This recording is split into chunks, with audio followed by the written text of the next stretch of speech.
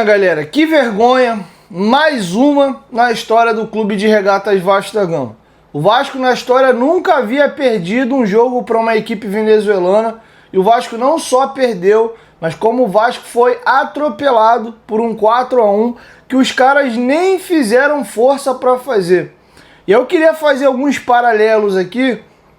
O time foi vaiado e foi xingado quando o Carille era o treinador da equipe em São Januário, porque o Vasco venceu o Puerto Cabello por apenas 1-0. O Carille era o treinador, cobrava-se muito que o Vasco tinha que jogar mais com aquele time e a culpa era do Carille. E, coincidentemente ou não, pouquíssimas semanas depois, essas mesmas equipes se enfrentam e o Vasco toma de 4-1 do mesmo Puerto Cabello, que o placar naquele dia foi mentiroso. O goleiro do Puerto Cabello foi disparado melhor em campo, só o Coutinho chutou 8 bolas no gol. E o placar moral daquele jogo ali era 3-0, 4-0, e o Vasco saiu vaiado de campo, colocando tudo nas costas do Carille. É um absurdo ganhar do Puerto Cabello em São Januário por 1-0. E menos de um mês depois, esse mesmo Puerto Cabello enfrenta a gente, sem o Carille, e a gente toma de 4-1. E aí a primeira pergunta que eu faço para vocês: o problema era o Carille? O problema também era o Carille? Não tô afirmando nada, eu tô provocando, fazendo pensar mesmo. E olha, eu tô com dois sentimentos muito fortes aqui nesse momento. E vou te falar que um tá mais forte do que o outro. Primeiro, eu tô com muita vergonha de ver a instituição que eu amo, um clube que foi, ou sei lá, já nem eu sei mais o que é o Vasco, um gigante, uma potência do futebol brasileiro, sul-americano e mundial, e ele passa mais uma vergonha assim que não é o atípico, é só mais um dia do que virou o Clube de Regatas Vasco da Gama nesses últimos 20 anos, 15 anos, sei lá. O Vasco virou isso aí, cara. E aí qual é o outro sentimento, Diego, que você falou que você tá, mas você disse que um tava mais alto que o outro? Qual é o outro e qual é que tá maior que o outro? O outro sentimento que eu tô, amigos, é de letargia, cara. E esse sentimento tá maior do que o de vergonha. Eu tô muito envergonhado de ter perdido de 4-1 do Puerto Cabello. É uma vergonha, cara, é pra cair todo mundo. Sim, ó, passar uma faxina assim, ó, é pra cair todo mundo, cara. Se eu tomar de 4-1 do Puerto Cabello do jeito que foi, é pra cair todo mundo. Mas, infelizmente, isso aí virou o Vasco, pô. Quantas vezes nos últimos anos você viu o Vasco passar vergonha, ser goleado, fora de casa? É só mais um dia. E aí a gente tava no grupo de WhatsApp aqui dos membros do canal. Cara, é quase que unânime. Você fica, cara, tá de sacanagem, mais um gol dos caras.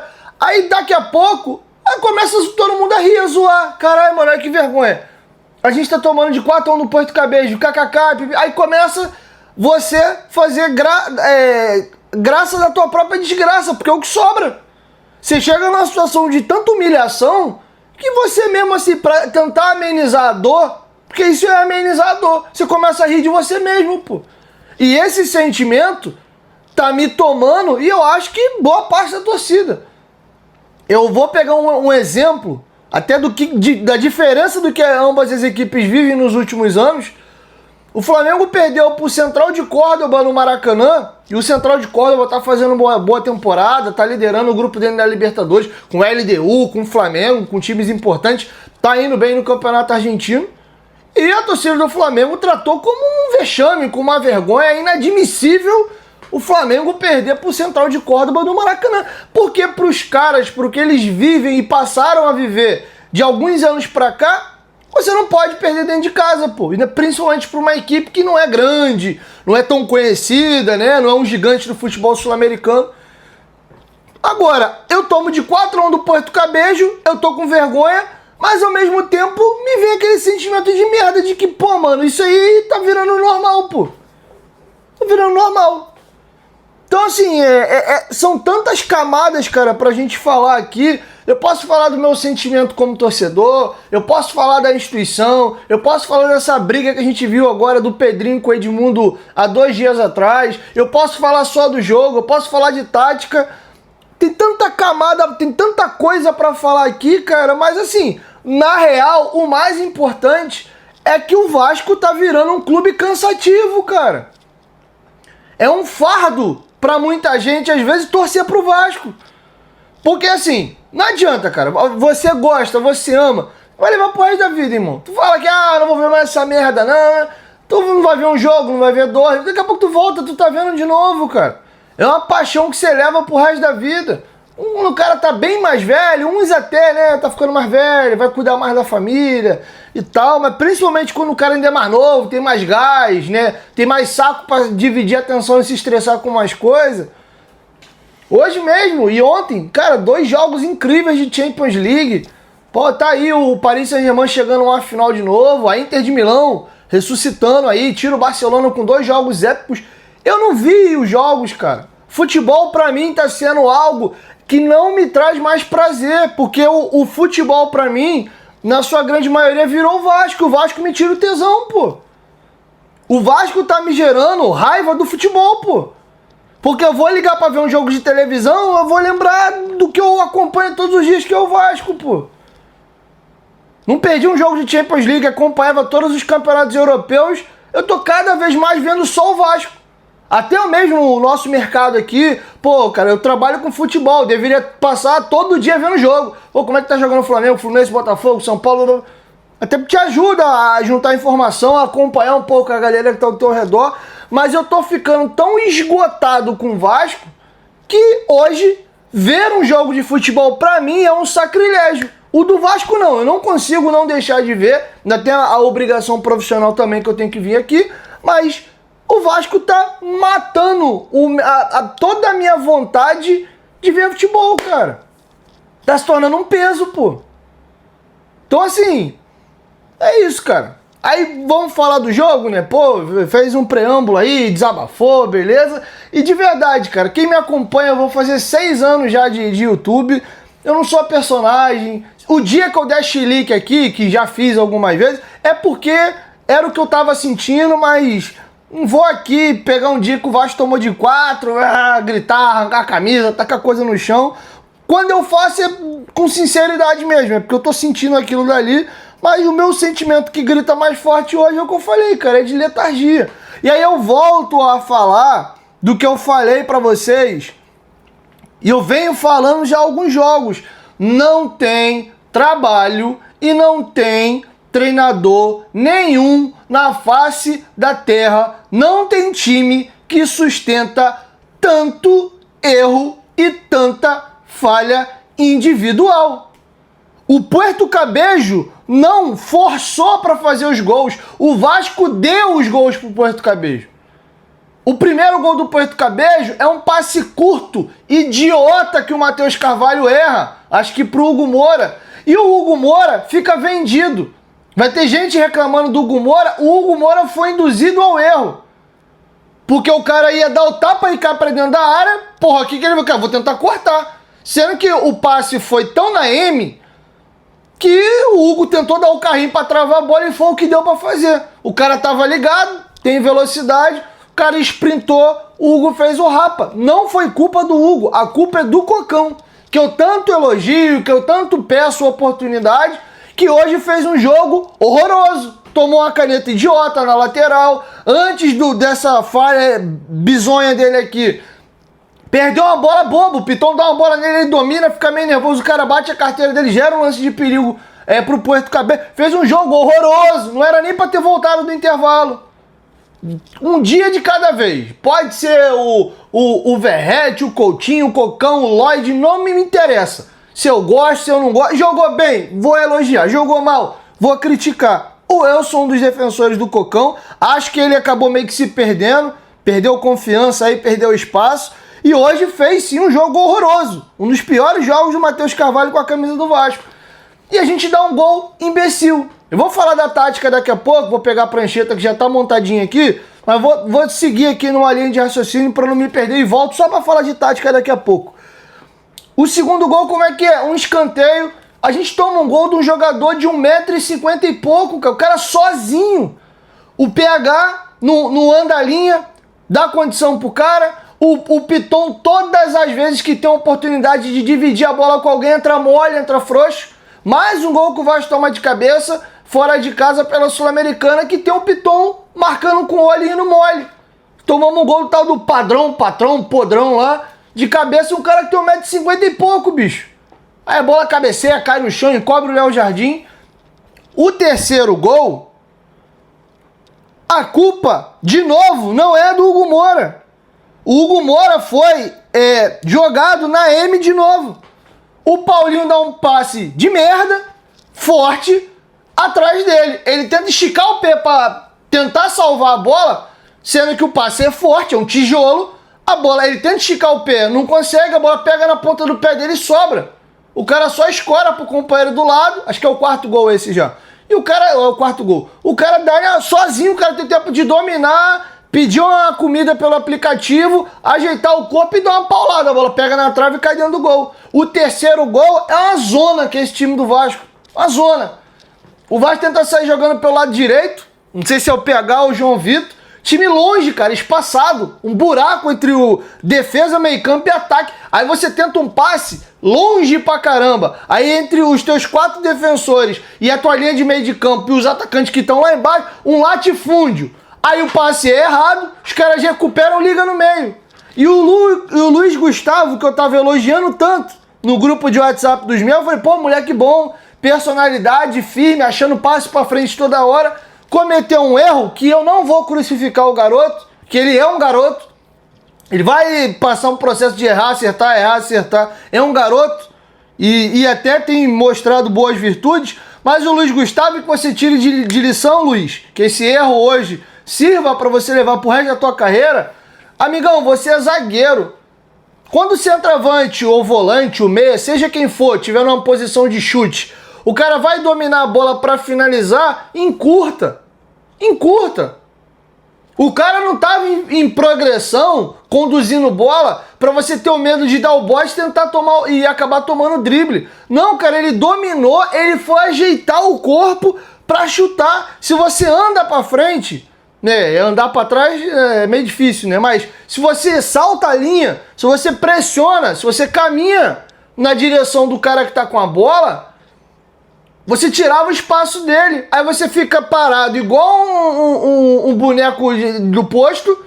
O cara domina, faz assim, ó, pra ajeitar o corpo, anda aqui pra esquerda pra ganhar movimento, pra fazer a chapada, fazer o arco e tu fica parado. Esse quase 2 metros teu de altura e o cara acerta um chute lindo. Aqui, ó, é aquela colher na gaveta. O Léo Jardim pula, não vê a bola, 3-1. Então, tem um passe errado, mas aí tem culpa do seu Felipe, porque o time todo espaçado, um latifúndio entre zaga, meio campo e ataque. O Luiz Gustavo, já no terço final, toma uma decisão errada em vez de encurtar. Ele fica parado e dá o espaço pro cara dominar, ajeitar e bater no gol. O Cocão erra um passe idiota de 1 metro, 1,5 metros, e bota o Hugo Moura na furada e o Hugo faz o pênalti. E o Paulinho, que é outro que, assim, depois da lesão do joelho, parece que ele desaprendeu a jogar futebol. Ele dá um tijolo pra cima do Hugo Moura. Pra cima ainda seria bacana, né? Porque vem em cima dele, acho que ele controlaria, que o Hugo tem qualidade e faria algo melhor. Ele dá um tijolo na direção do Hugo, longe, o Hugo tenta salvar, porque aquela bola ia cair no pé de algum jogador do Puerto Cabello e o cara ia arrancar na direção do gol. E ele dá um tijolo, o Hugo tenta controlar, não consegue. A bola bate, sobra, o cara só escora pro centroavantão horroroso dele lá, tal do Parede, sei lá. E o cara chapa a bola lá, dá uma porrada na trave lá e faz o gol, cara. Esse foi o caminhão de erro individual. Dos 4 gols do Puerto Cabello, todos têm erro assim. Não é? Nossa, cara, que coelho da cartola que os caras tiraram. Pô, que jogada bem trabalhada, cara. Que primórdio. Não teve, cara. Foi só besteira. Fazia M, os caras castigavam. Os caras castigavam. E aqui eu vou pegar a prancheta para tentar falar um pouquinho de tática. Um dia de cada vez. O Felipe foi muitíssimo bem contra o Palmeiras. E aí vou de novo abrir a discussão Verratti e Coutinho, porque ele mexeu um pouco no time, manteve o padrão ali do 4-2-3-1, sendo que ele mudou o perfil dos atletas. Era um time mais leve, era um time mais móvel, um time com mais intensidade, com mais saúde, porque tinham jogadores com mais condição física de jogar contra o Palmeiras. Hoje ele volta com o Coutinho, volta com o Verratti e mexe na estrutura do time. Diego, o que o Felipe tentou fazer e você observou? Eu vou explicar algumas variações e algumas coisas que eu observei hoje aqui. No papel, na teoria, era para ser isso aqui. Um 4-3-1-2. Hoje o Verratti jogou como um atacante pela esquerda e não como um 9, tá? Ele era um atacante pela esquerda e várias vezes no primeiro tempo você viu o Verratti aqui, ó. Caindo aqui pela lateral, vindo buscar aqui. Aqui, ele e ninguém é a mesma coisa. O Verratti fora da área e ninguém é a mesma coisa, tá? O Ryan era esse atacante pela direita, beleza? O Coutinho era o enganche, como se fala, né, nos países de língua latina, né? O meio armador, o cara que tentava encostar aqui. E, pra minha surpresa, o Felipe fez algo, ao meu ver, com os jogadores que o Vasco tem, que é suicídio. Ele tentou marcar hoje assim, ó. Quando ele perdia a bola, ele tentava marcar assim, ó, num 4-3-3. Por quê? Das duas umas. Ou ele mantinha a marcação no 4-4-2 que o Vasco normalmente faz. O Ryan teria que descer uma casinha aqui, se juntar ao PH, né? O Tietê aqui ia bater na linha do João Vitor, o Hugo ia bater na linha do Luiz Gustavo e aqui o Cocão ia bater na linha do Piton. E aqui a gente faria um 4-4-2. Não! Hoje ele fez a maluquice de tentar se defender assim, cara. Quando o Puerto Cabello passava essa primeira linha, você tinha -3 para marcar e os caras povoando o meio. Por isso que o Puerto Cabello tinha facilidade de trocar passe, porque eram 3 jogadores só aqui nessa segunda linha, que, ao meu ver, é a linha mais importante. Essa aqui já é a última, a primeira normalmente só faz um balancinho, dá uma incomodada. Às vezes ele modificava um pouco, quando fugia, ele tentava fazer linha, 4-3-3. De vez em quando encaixava, era individual. O Verratti... O cacete, cadê o boneco do Coutinho? Caiu. Obrigado. Enfim. Ah, não, tá aqui, eu tô ficando maluco já. Tá na minha mão aqui, eu tô ficando tantã. O Coutinho pegava aqui, o Verratti pegava aqui, ficava cada um no mano. Aí, às vezes, eu encaixava essa marcação homem a homem, os caras quebravam a bola. Aí voltava de novo, baixa o bloquinho, volta pro 4-3-3 e faz as linhas. Beleza? Saída de bola. O que eu vi que o Felipe tentou fazer hoje? Saída de bola dele, ele fazia uma espécie aqui, ó. Coutinho aqui, Verratti, Ryan aqui, Tietê Abertão aqui. O Hugo Moura baixava aqui para ser fazia uma linha de 3. Ficava mais ou menos assim, um time torto para direita. Qual era a ideia? Era isso aqui, ó. Hugo, direita João Vitor, esquerda Luiz Gustavo. Aí ele tentava dar amplitude aqui com o PH e com o Piton. Aqui por dentro ele tinha o Matheus Carvalho e o Tietê. E aqui o Coutinho fazendo o armador. Olha o buraco que você tinha aqui. Muitas das vezes o Vasco abria essa bola pra cá, o PH várias vezes fazia isso aqui, o Tietê vinha abertão aqui, o Coutinho fica mais nesse centro pra direita, o Ryan já ficava aberto. E aí o que acontecia? O Vasco todo torto, tentando construir assim, ó.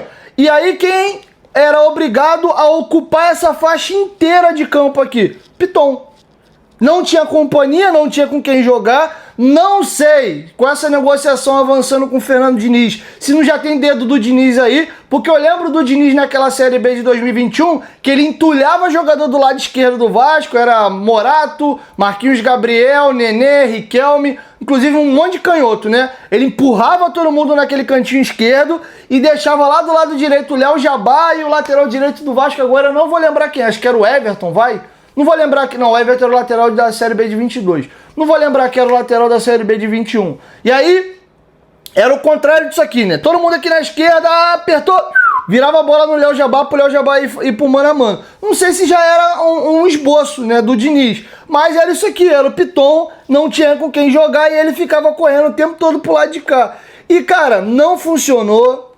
Não sei se os jogadores não entenderam a ideia. Sei que foi uma tragédia. O time do Vasco hoje foi uma piada de mau gosto. Não funcionava. Ofensivamente, o time pobre, dificuldade de trocar passe, perdia a bola, era o tempo todo correndo para trás, faltava jogador para ajudar na marcação porque ele deixava o Ryan, o Coutinho, o Verratti lá na frente. Uma bagunça. E aí, cara, eu quero entender... Cara, o Vasco jogou tão bem contra o Palmeiras. Se pá, foi o melhor ou um dos melhores jogos do Vasco no ano. Por que, Felipe, abrir mão daquilo que deu certo contra o Palmeiras para tentar fazer essa bagunça que você fez? Ou bagunça é falta de respeito da minha parte, né? Por que você tentou fazer esse modelo de jogo hoje? Pô, não tava dando certo? Muda, cara. Muda. E vou abrir a discussão de novo. Pra mim, o Vasco fez um jogo bacana contra o Palmeiras pelo simples fato do Vasco conseguir competir. Fisicamente, o Vasco tinha saúde. Além de saúde, tinha alguns jogadores com velocidade e com movimentação. Era o Lloyd dando calor na esquerda, era o Tietchan que fazia um ponta meio volante pela direita ali, baixava para buscar a bola, abria quando tinha que abrir. Você tinha jogadores no meio campo ali, Hugo, Cocão, jogadores se aproximando, tentando, o Nuno flutuando, girando ali para a esquerda, para a direita, quando perdia a bola descansava, porque ele não jogando de ponta à esquerda, ele não tem que voltar correndo atrás de ponta lateral e se mandar depois com a bola. Por que que a gente não tentou fazer algo diferente? Ou de hoje, né? Algo similar com o jogo do Palmeiras. E aí, cara, eu vou abrir a discussão sim. Curiosamente, desde que o Felipe assumiu, os piores jogos do Vasco foram com Coutinho e Verratti no mesmo time juntos.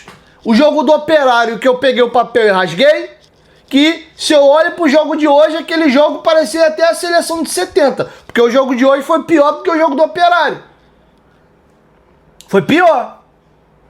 E o que tinha naquele jogo? Coutinho e Verratti, com o Coutinho quase batendo no Verratti que não aguentava mais, eles não conseguiam se entender, ele pedia uma coisa, o Verratti fazia outra, ele quebrando a bola também, o lance do gol é ele que erra, a gente toma o gol do empate. E hoje, os dois de novo em campo, Coutinho você vê visivelmente mais inteiro fisicamente, mas não funciona, cara, não dá liga, Coutinho e Verratti junto não dá match, não casa, não combina, são água e óleo, eles não se combinam. Ao mesmo tempo, fica um time mais lento, mais dependente do Coutinho. O Nuno, ele dá movimentação, ele é mais móvel, ele quebra a linha, ele arrasta, ele dribla, ele tabela, ele, sabe, faz uma coisa meio diferente. Fica aquela coisa mais arrastada, assim, sabe? Não tá legal, cara. E aí o Felipe faz um esquema hoje que todo mundo sabe que o Verratti fora da área, ele é grosso. Ele é limitadíssimo para ser educado. Aí tu vai me botar o cara jogando numa plataforma com dois atacantes, com ele sendo um atacante pela esquerda, o tempo inteiro ele caindo fora da área, não sai nada, tu vai espremer, não sai uma gota d'água dali, cara. A única vez que ele levou algum perigo no jogo foi dentro da área. Uma falta ensaiada curta, o Coutinho bate, o Piton domina, cruza, o Verratti cabeceia, o goleiro pega até com relativamente tranquilo. Foi só o que o Verratti fez hoje, que é o que ele é capaz de fazer, incomodar o adversário dentro da área. Teve um chute na trave ali, mas estava impedido. Então, cabe sim a discussão. Você está pedindo pro Verratti sair do Vasco? Está pedindo pro Coutinho sair do Vasco? Não! Não estou pedindo isso. Só estou dizendo para vocês que a gente já está tentando há um bom tempo e essa dupla junta não vem funcionando. De repente joga um, não joga o outro, a gente ganha mais saúde. Começa com o Verratti e o Coutinho no banco. Num determinado jogo, o Coutinho tá jogando, tem um 9 mais móvel, o Ryan vai conectar melhor com o Coutinho vai querer pifar, fazer parede com ele, vai combinar mais um pouquinho o jogo ali. Aí, de repente, num jogo desse, o Verratti tá no banco, o Ryan é o 9, ou sei lá, outro jogador é o 9. Mas não tá legal, cara. Não funciona, não dá liga. Não dá liga e não tá legal. E o Vasco perdeu competitividade física. Hoje, se você não compete fisicamente com o adversário, você não tem a mínima condição de vencer ninguém. Porque a época do Canal 100, do passou, irmão, passou. Tem muitos craques do passado que eu vejo assim, pô, mano, falando que o cara é brabo, eu vou pegar o jogo pra ver, você vê que a técnica é muito refinada, o passe, o domínio, o drible, mas, meu amigo, o jogo era lento, o cara tinha tempo de dominar a bola, levantar a cabeça, ajeitar o corpo, fazer um lançamento, as marcações eram mais frouxas, tinha uns maldosos que dava de soco, dava de pedra, que não tinha VAR, não tinha tanta... Tinha! Os jogadores de antigamente eram mais maldosos do que os de hoje, porque os de hoje são expostos pelas câmeras e pelo VAR. Os jogadores de antigamente cativavam mais e eram mais maldosos. Pisar na canela, dar dedada, fazer o que o raio com Esparta. Mas em linhas gerais, você tinha mais espaço para jogar. E porque os jogadores eram menos exigidos fisicamente, sobrava fôlego também para qualidade. Para o cara driblar, para o cara lançar. Era outro jogo, não vou entrar no mérito do que é melhor, do que é pior, mas mudou, mudou. E o Vasco tem alguns jogadores no elenco, Canal 100, pô, que joga não dá, mano, não dá, bicho, não dá. A cabeça, ela armazena tudo.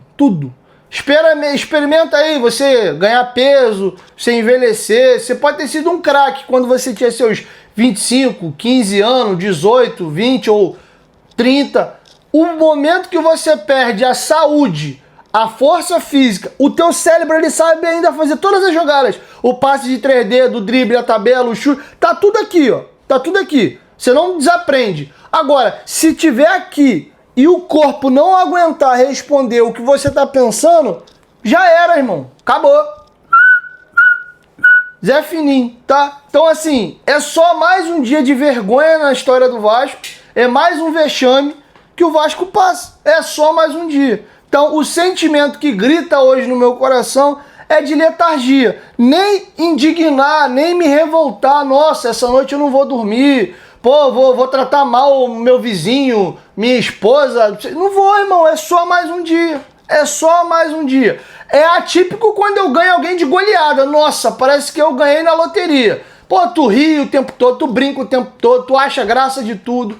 Esse é o atípico. Quando a gente ganha alguém de goleada, esse clube maravilhoso que a gente escolheu para torcer faz alguma coisa que presta, tá? Então, hoje o pós-jogo é um mix dessas coisas aqui. É um pouco de desabafo, é um pouquinho de tática, é um pouquinho de erro de falha individual na sequência. E deixo a reflexão para vocês aí. O problema do Vasco todo era o Carille? Era só trocar o Carille que resolvia? Inclusive contra o Cruzeiro, o jogo que ele é demitido foi o melhor jogo do Vasco nessa sequência de jogos fora de casa. Mas o Felipe também fez um bom jogo fora de casa contra o Palmeiras. E outra provocação que eu deixo para vocês. Qual é o Vasco? O Vasco é o Vasco do jogo do Palmeiras? É o jogo do Operário? É o jogo de hoje? É o jogo do Flamengo? Que apesar do Léo Jardim ter sido o melhor em campo, o Vasco até fez um jogo digno naquele dia. Quem é o Vasco? É uma incógnita. Agora, confiança nesse time eu não consigo mais ter, tá? São 9h39 da noite, a gente precisa de um treinador pra ontem. É o Diniz, não resolve essa merda, acerta logo, chama ele pra ontem. A gente tinha uma sequência de 15 milhões de jogos em sequência fora de casa, tá acabando. Tem um jogo do Vitória agora fora de casa e, salvo engano, o próximo jogo já é em casa com Fortaleza, e aí tem o Operário em casa de novo. E aí a coisa começa a dar uma clareada. Então a hora de trazer o treinador novo é agora mesmo, tá? Então, boa sorte ao Diniz se for ele mesmo, porque tá feio, cara. Tá feio, tá muito feio. Tá de embrulhar o estômago, tá? Mas a letargia ainda é mais forte do que o sentimento de indignação, tá? Porque, como eu disse, infelizmente, é só mais um dia de merda na história do torcedor do Vasco nesses últimos anos.